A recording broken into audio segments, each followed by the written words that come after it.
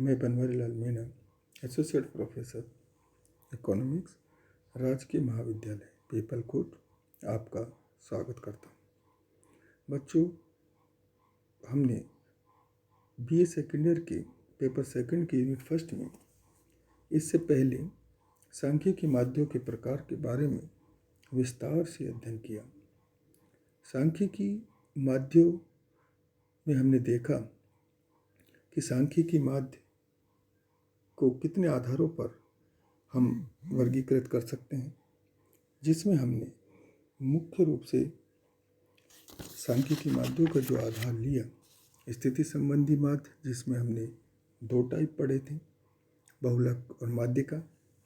दूसरा था mathematical averages, गणितीय माध्य, जिसके अंतर्गत हमने समांतर माध्य, गुणोत्तर माध्य, हारात्मक माध्य और क्वाड्रेटिक मीन का बारे में पढ़ा। तीसरा जो आधार था व्यापारिक माध्य, जिसको हम बिजनेस एवरेजेज कहते हैं, उसके अंतर्गत चल अथवा गतिमान माध्य, प्रगामी या संचयी माध्य और संग्रहित माध्य के बारे में देखा। तो ये देखा कि स्थिति माध्य क्या होता है, और स्थिति माध्य के अंतर्गत जो हम पहला माध्य पढ़ना चाह रहे हैं वो है हमारा बहुलक। बहुलक, जिसको कि हम इंग्लिश में मॉड के नाम से जानते हैं। तो मॉड शब्द यानी बहुलक फ्रेंच भाषा की ला मॉड से उद्धृत किया गया है, जिसका अर्थ है अधिक यानी पैशन। यानी सांख्यिकी में बहुलक उस मूल्य को कहते हैं जो समंकमाला में सबसे अधिक बार आता हो, अर्थात जिसकी आवृत्ति यानी फ्रिक्वेंसी सबसे ज़्यादा हो। अर्थात अगर हमारे पास कोई समंकमाला या कोई सीरीज दी हुई है और इंडिविजुअल सीरीज है जिसमें सबसे ज़्यादा बार फ्रिक्वेंसी जो रिपीटेशन होती है, यहाँ सबसे ज़्यादा बार का तात्पर्य सबसे बड़ी संख्या से नहीं है, सबसे अधिक बार रिपीटेशन से है, जिसकी आवृत्ति सबसे ज़्यादा हो, अर्थात वो मॉड होती है। बहुलक निकालने के लिए हमें व्यक्तिगत श्रेणी के सवाल होंगे, सतत श्रेणी के सवाल होंगे।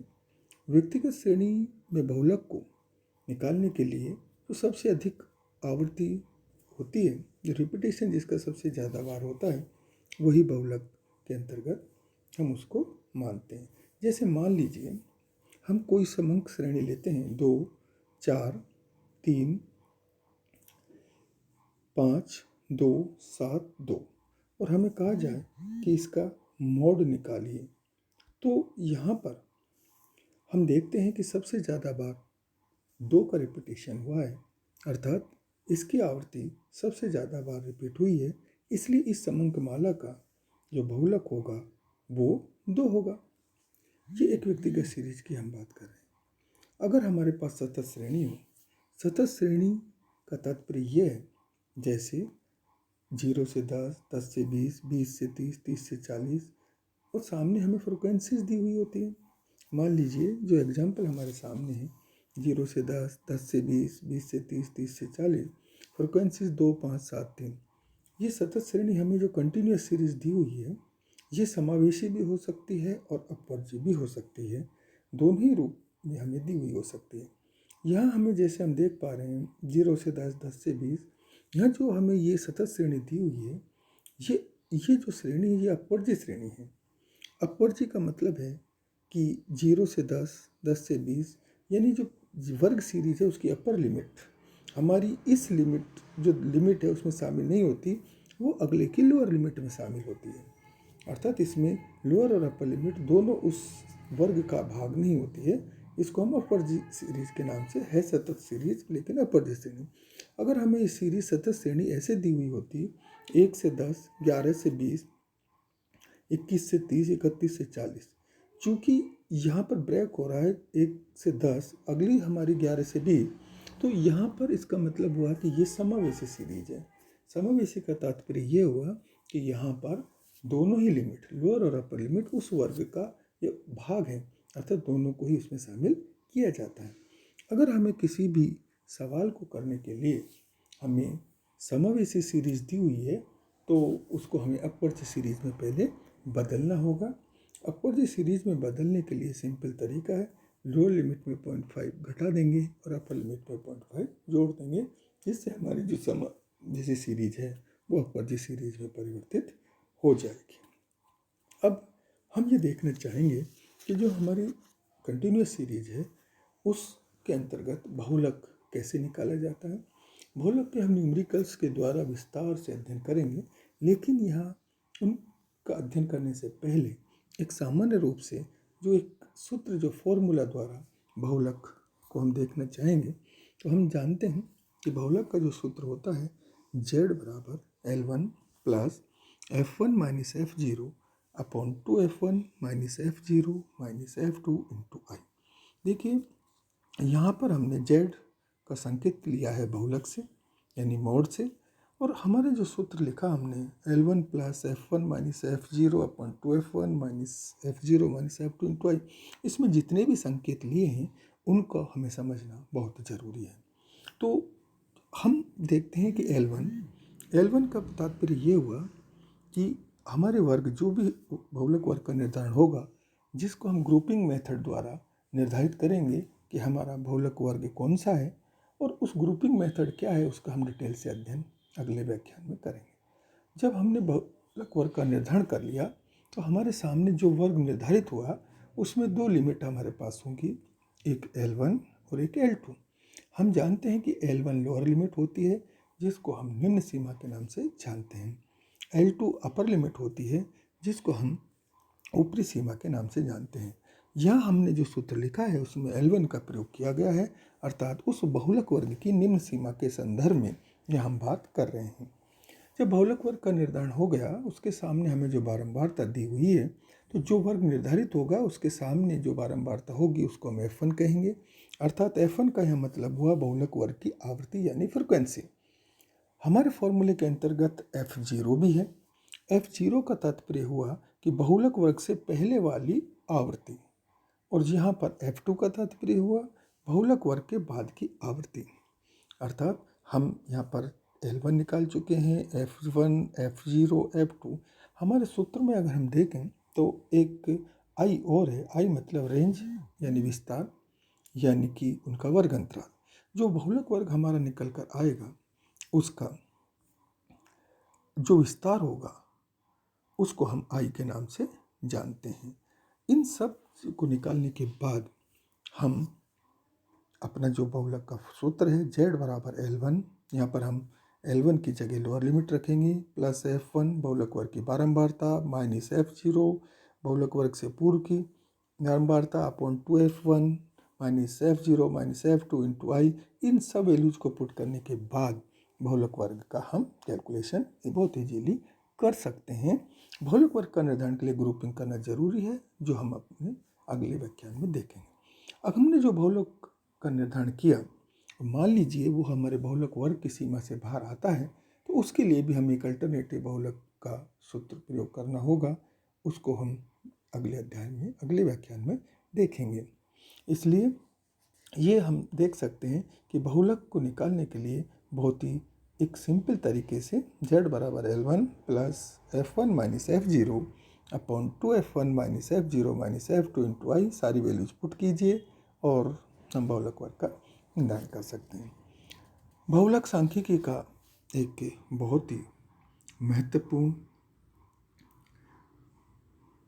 हमारा माध्य है, और इसके कुछ लाभ कुछ हानि, क्योंकि कोई भी सांख्यिकी में कोई भी जो हमारी एनालिसिस करने के आधार होते हैं उनमें बहुलक एक महत्वपूर्ण भूमिका निभाता है। लेकिन किसी भी चीज़ के लाभ और दोष दोनों हो सकते हैं। तो हम यहाँ ये देखना चाहेंगे कि बहुलक के प्रॉफिट यानी गुण क्या क्या है। तो इसके लिए हम देखते हैं कि बहुलक के गुणों को अगर हम बात करें तो बहुलक बहुत ही सरल और लोकप्रिय मीन है।